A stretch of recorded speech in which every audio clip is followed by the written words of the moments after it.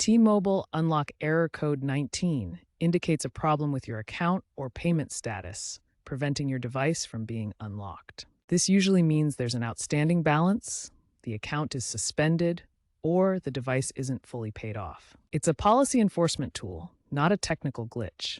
As of November 2025, about 15% of unlock-related inquiries are due to this error.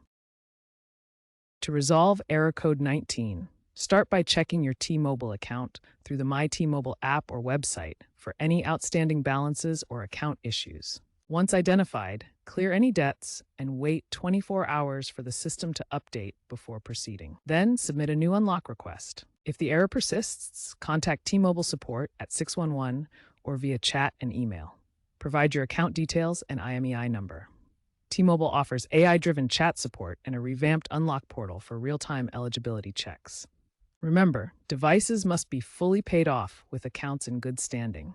For postpaid plans, this means at least 40 days after activation. For prepaid, 365 days of continuous service is required. Recent trends show T-Mobile working toward automated unlocks to minimize these errors.